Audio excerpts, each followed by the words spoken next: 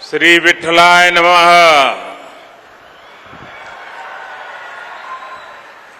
नमो सद्गुरु तुक्या ज्ञान दीपा। नमो सद्गुरु सच्चिदानंद रूपा। नमो सद्गुरु भक्त कल्याण मूर्ति। नमो सद्गुरु भास्करा पूर्ण कीर्ति। मस्तक है पायावरी या वारकरी संताच्या।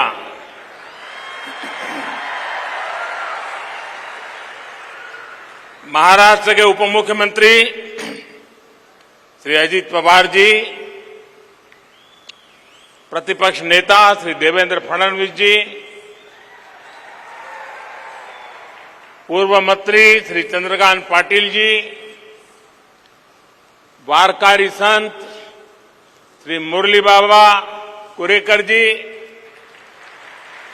जगत गुरु श्री संत तुकाराम महाराज संस्थान के चेयरमैन नितिन मोरे जी, आध्यात्मिक अघाड़ी के प्रेसिडेंट आचार्य श्री तुषार भोसले जी,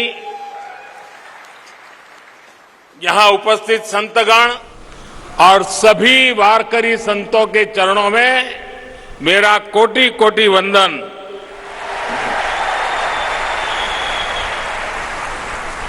हमारे शास्त्रों में कहा गया है कि मनुष्य जन्म में सबसे दुर्लभ संतों का सत्संग है। संतों की कृपा अनुभूति हो गई तो ईश्वर की अनुभूति अपने आप हो जाती है। आज देहू की इस पवित्र तीर्थ भूमि पर मुझे यहां आने का सौभाग्य मिला और मैं भी यहां वही अनुभूति कर रहा हूं। देहू संत शिरोमणि जगतगुरु तुकाराम जी की जन्मस्थली भी है, कर्मस्थली भी है।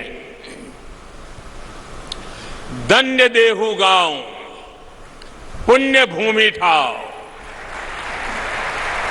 तेथे नांदे देव पांडुरंग। धन्य क्षेत्रवासी लोकते देवाचे, उच्चारिती वाचे नाम घोष।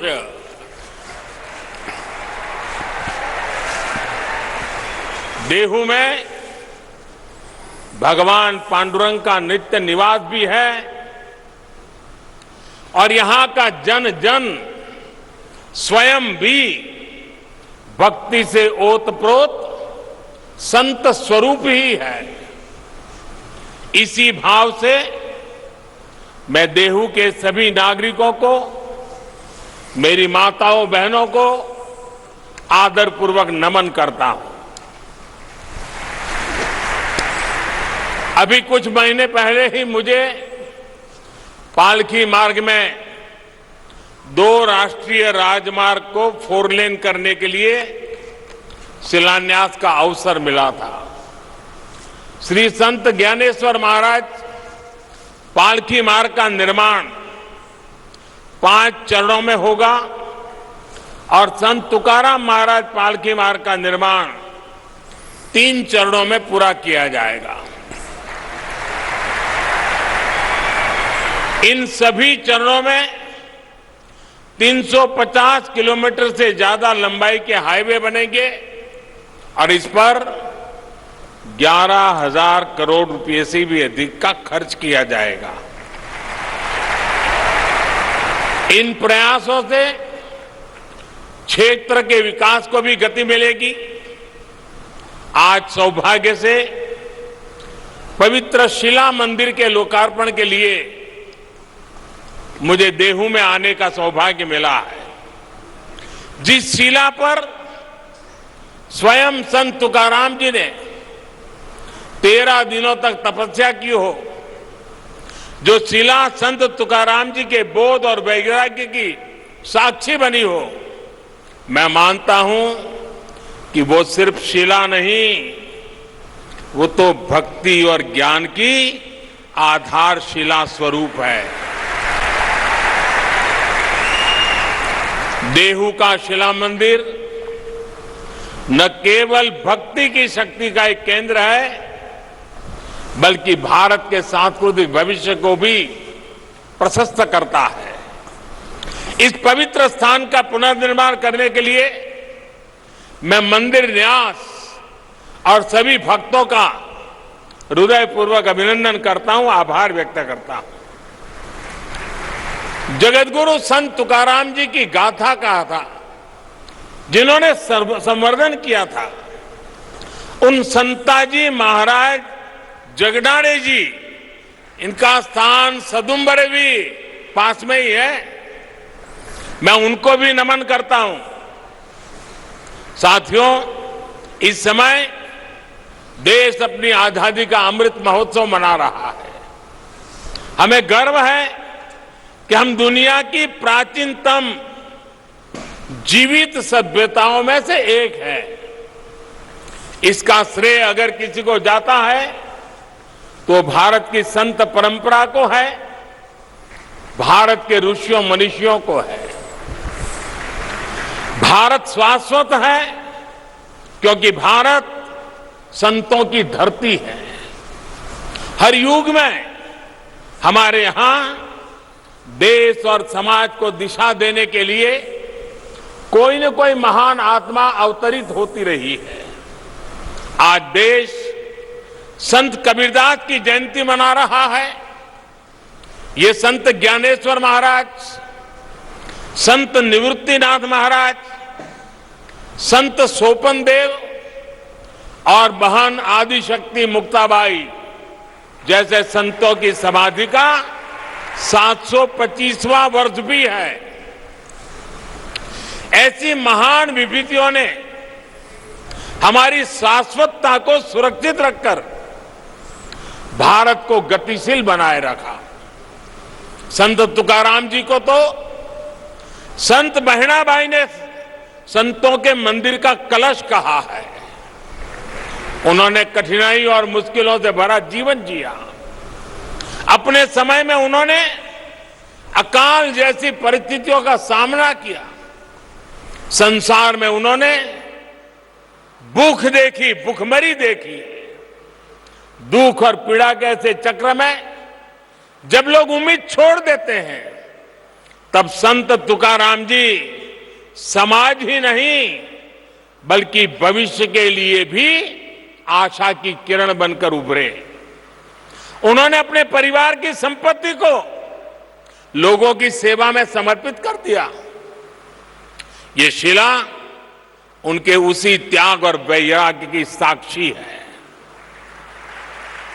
साथियों, संत तुकाराम जी की दया, करुणा और सेवा का बोध उनके अभंगों के रूप में आज भी हमारे पास है। इन अभंगों ने हमारी पीढ़ियों को प्रेरणा दी है। जो भंग नहीं होता, जो समय के साथ शाश्वत और प्रासंगिक रहता है, वही तो अभंग होता है।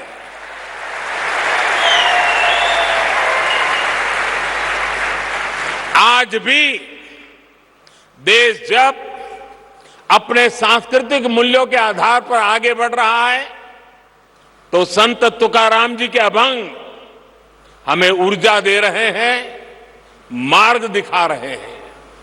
संत नामदेव, संत एकनाथ, संत सावता महाराज, संत नरहरि महाराज, संत सेना महाराज, संत गौरबा काका, संत चोखा मेला, इनके प्राचीन अभंगों से हमें नित नई प्रेरणा मिलती है। आज यहां संत चोखा मेला और उनके परिवार द्वारा रचित सार्थ अभंग गाथा के विमोचन का भी मुझे सौभाग्य मिला है। इस सार्थ अभंग गाथा में इस संत परिवार की 500 से ज्यादा अभंग रचनाओं को आसान भाषा में अर्थ सहित बताया गया है। भाइयों और बहनों, संत तुकाराम जी कहते थे, ऊंच नीच काहि नेड़े भगवंत। अर्थात समाज में ऊंच नीच का भेदभाव, मानव मानव के बीच फर्क करना, ये बहुत बड़ा पाप है। उनका ये उपदेश जितना जरूरी भगवत भक्ति के लिए है, उतना ही महत्वपूर्ण राष्ट्र भक्ति के लिए भी है, समाज भक्ति के लिए भी है। इसी संदेश के साथ हमारे वारकरी भाई बहन हर वर्ष पंढरपुर की यात्रा करते हैं। इसलिए आज देश सबका साथ, सबका विकास, सबका विश्वास, सबका प्रयास के मंत्र पर चल रहा है।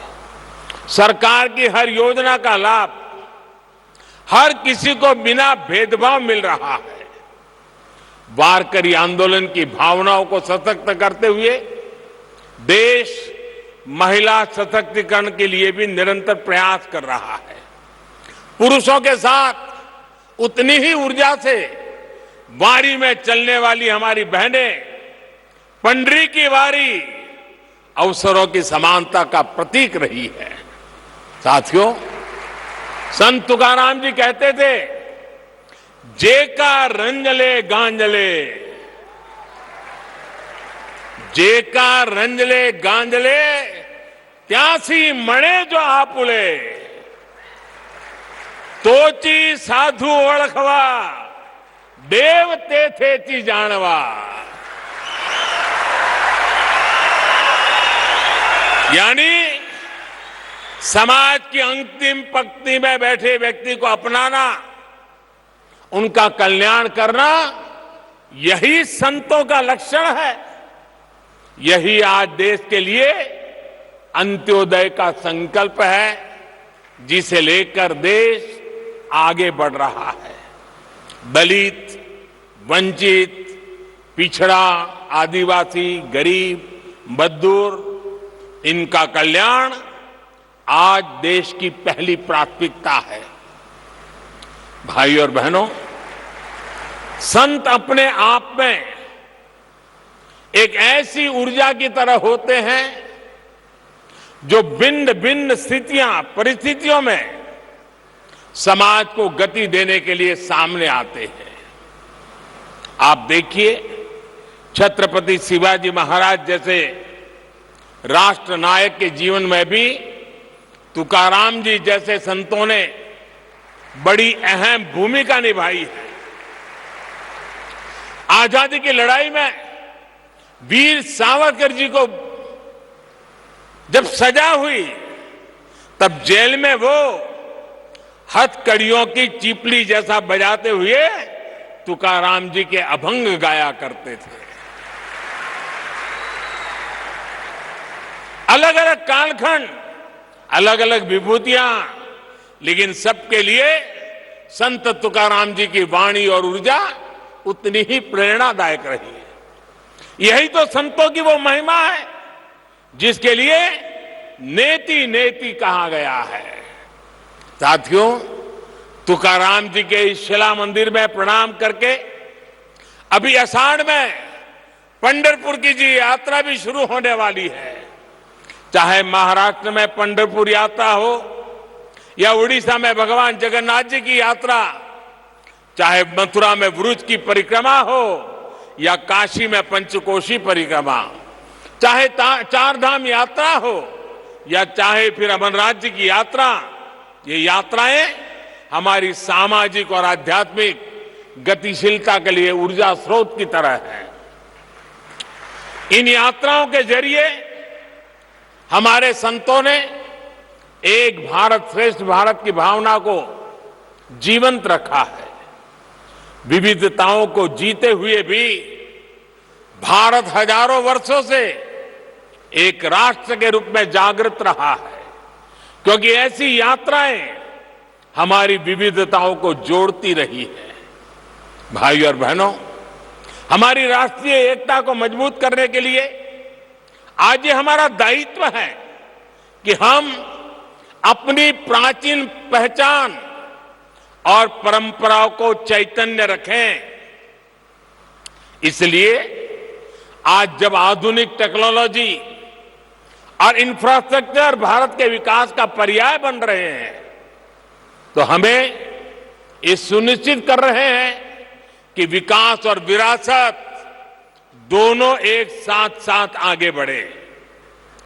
आज पंढरपुर पालकी मार्ग का आधुनिकीकरण हो तो चार धाम यात्रा के लिए भी नए हाईवे बन रहे हैं। आज अयोध्या में भव्य राम मंदिर भी बन रहा है। काशी विश्वनाथ धाम परिसर भी अपने नए स्वरूप में उपस्थित है और सोमनाथ जी में भी विकास के बड़े काम किए गए हैं। पूरे देश में प्रसाद योजना के तहत तीर्थ स्थानों और पर्यटन स्थलों का विकास किया जा रहा है।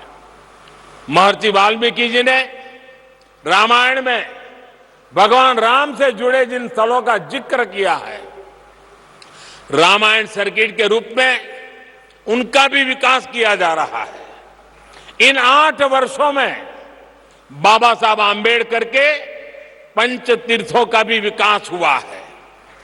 चाहे महू में बाबा साहेब की जन्मस्थली का विकास हो, लंदन में जहां रखकर वो पढ़ा करते थे उस घर को स्मारक में बदलना हो, मुंबई में चैत्य भूमि का काम हो, नागपुर में दीक्षा भूमि को अंतर्राष्ट्रीय स्तर पर विकसित करने की बात हो, दिल्ली में महापरिनिर्वाण स्थल पर मेमोरियल का निर्माण हो, ये पंचतीर्थ नई पीढ़ी को बाबा साहब की स्मृतियों से निरंतर परिचित करा रही है। साथियों, संत तुकाराम जी कहते थे, असाध्यते साध्य करीता सायास। असाध्यते साध्य करीता सायास, कारण अभ्यास तुकामणे। अर्थात अगर सही दिशा में सबका प्रयास हो तो असंभव को भी प्राप्त करना संभव हो जाता है। आज आजादी के 75वें साल में देश ने 100% लक्ष्यों को पूरा करने का संकल्प लिया है। देश गरीबों के लिए जो योजनाएं चला रहा है, उन्हें बिजली, पानी, मकान और इलाज जैसी जीवन की जीने की मौलिक जरूरतों से जोड़ रहा है। हम उन्हें 100% लोगों तक पहुंचाना है।